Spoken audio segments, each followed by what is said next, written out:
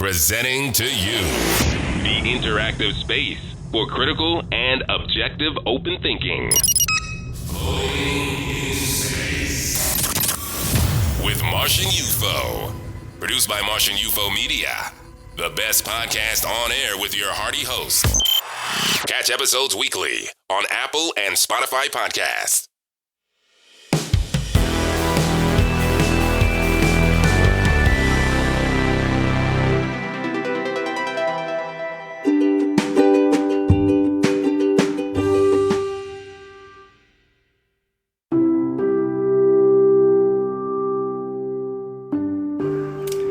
Hello again, everybody. This is MartianUFO with you, and we're floating in space as always. Today, I was working on something a little bit new, trying to bring you some more cool and interactive ways that you guys can interact with me and things like this. And one of the things that I kind of thought up or planned was going to be called, right now I'm calling it Y Wave Wednesdays. And the purpose is kind of just to, I'm still going to be recording other episodes and things like that too, of the normal material, but this is just to break away from the things that are kind of affecting our world right now, and then just to kind of, I guess, break into some positivity, bring you guys a little positivity on the Wednesdays, and to highlight some notable Black figures in Canadian history specifically. I guess just to motivate some Black people, to motivate anybody really. And while I'm doing it, you guys are going to be with me while I'm preparing my afternoon coffee. So let's enjoy.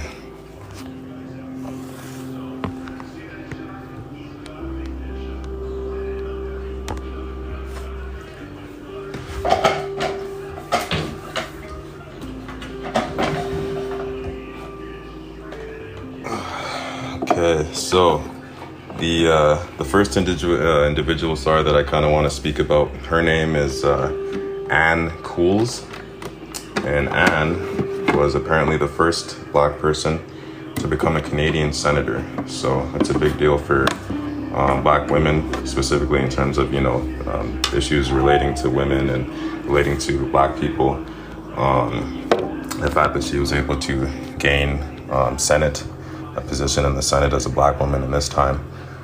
She was born in Barbados. She arrived in Canada as a teenager, and she studied at McGill University, which I believe is in Quebec. Prior to being appointed to the Senate, Coules was a candidate for the Liberal Party in 2 federal elections, but she was unsuccessful. The fact that she was even able to run, to be there was still impressive. Pierre Trudeau, Justin Trudeau's father, appointed her to the Senate in 1984. She switched party alliances in 2004, and she became a conservative senator. Today she sits as an independent, so she's still doing her thing today. And shout out to Ann Coules. The second individual that I'm going to kind of speak about, his name is Mifflin Wistar Gibbs. And bear with me because he has a pretty long name there. Mifflin was already a successful businessman.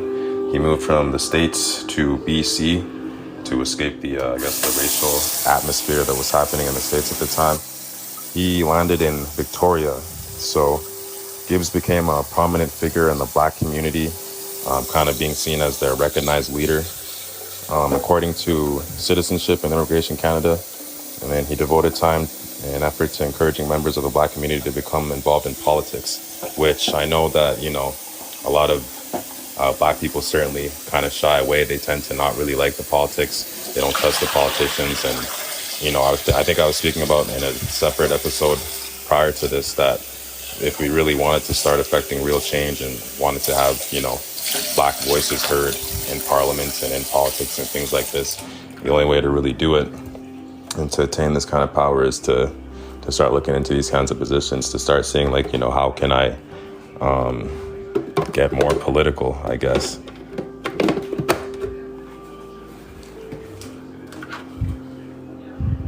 So Mifflin, he moved back to the States in the 1870, my bad.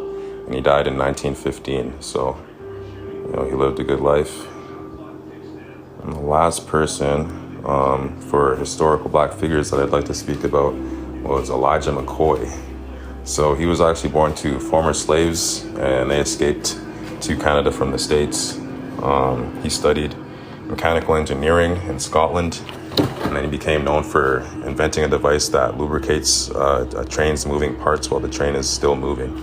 I don't know if they use that technology today. They probably upgraded it, but it's very interesting, very impressive that he was one of the first people to be a part of this. And it says that he also was credited with inventing the portable ironing boards, which I guess also, they've seen an upgrade since that time. They've become revamped, and different people have gone out and made their own brands and things like this, but he was the original ironing board. And then he also held more than 50 patents in total. McCoy died in 1929 at the age of 86, so he also lived a long, healthy life, you could say. I mean, he was going through some different things at this time, but yeah, notable man. And so those were just the three historical Black figures in Canada that I wanted to bring to you to kind of just show you that, there was some Black people around back then who were doing some big things and had some power and were trying to inspire people. And I guess in a way, this is what I'm trying to do with the podcast, is trying to inspire people, trying to get people to, be themselves, to break out of the shell, so to speak. And in hopes of doing that, we're going to bring you some more. This is the good feel stuff now. I'm trying to find some good information, some good material. So now I'm going to speak to you guys about an individual. His name is Rohan Staten. And I'm going to play a little video for you, and then I'll speak about it after. That will kind of tell you just his story and what he went through and what he was trying to achieve in his life. He had big goals, big dreams, and he accomplished them. You're our person of the week, the young man and the call that finally came, but it did not come without the work. Rohan Staten from Bowie, Maryland, was determined to never give up. Growing up, his single father cared for him, and Rohan vowed to pay it forward no matter what. Hey, David. Tonight, Rohan, right here. Times got really tough. I mean, food insecurities, housing insecurities. We didn't even have heat in the winter. He said after his mother left the family and his father lost his job, he struggled. His grades suffered. My GPA was like a low 2.0, and I got denied by every single college I applied to. So I just opted to go work for the local trash company. But that job as a garbage man, 4 a.m. every morning, changed Rohan's life. That's where my life changed forever. It's like the first time in my life where everyone around me just really picked me up and embraced me. His coworkers encouraged him to fight for his dreams. They saw something in me. They uplifted me. Rohan went back to school, got his grades up, a 4.0.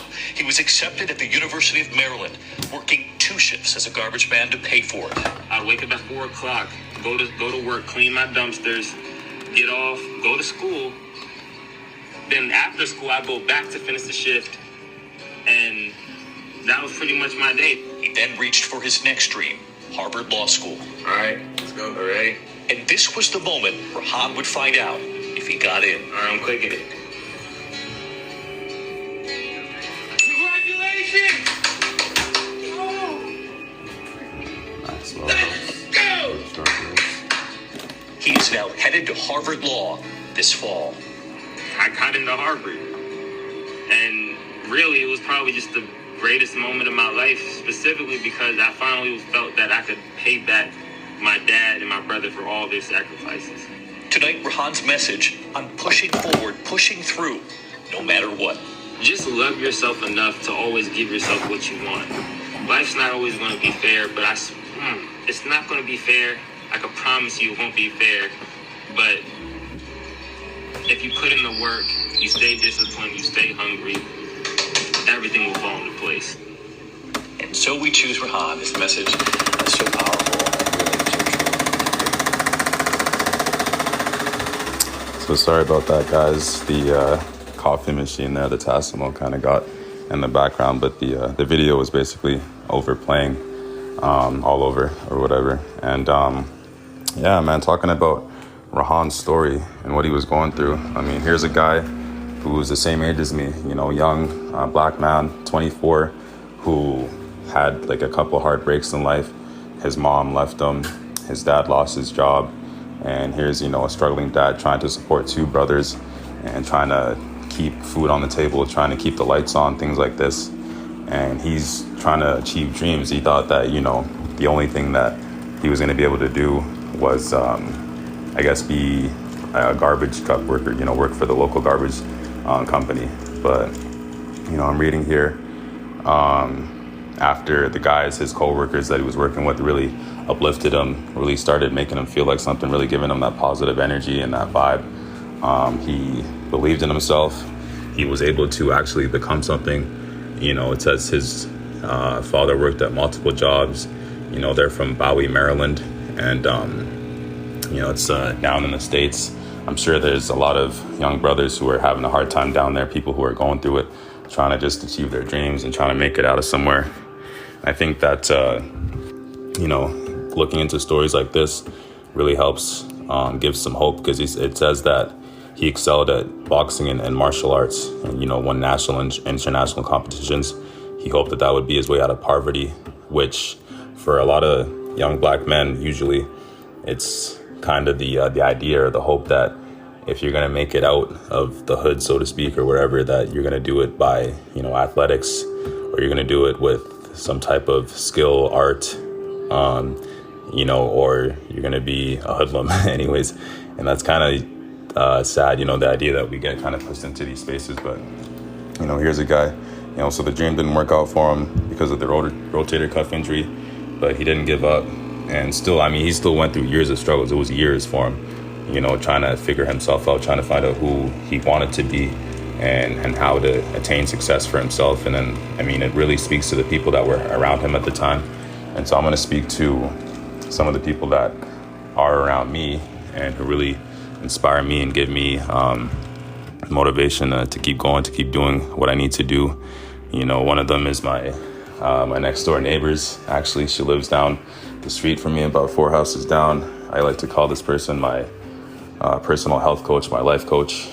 She gives me a lot of inspiration, a lot of motivation. If she's going to be listening to the podcast, then she'll know who she is. And shout out to that person, man, because there's a lot of times where I went to her for support and she gave me some of the best, uplifting words that, I can't really get from a lot of people. So another one is another lady who I consider to be like my second mother, basically my godmother, I call her.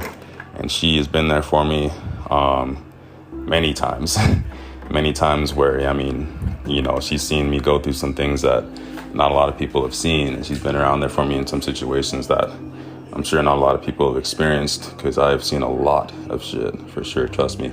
And without her and some of the other people in my life, I definitely wouldn't be here now, wouldn't be anywhere notable to speak of where you guys could be hearing this podcast, or that I could be doing certain things in a positive way. And then last but not least, certainly, is my middle brother, Levy. This guy, he's very responsible, very mature, very uplifting in the way that he acts and conducts himself. And a lot of times I like to look at him to, inspire me, to remind me about how I'm acting in terms of my actions and trying to cover all my bases and be responsible for things that I need to be looking after.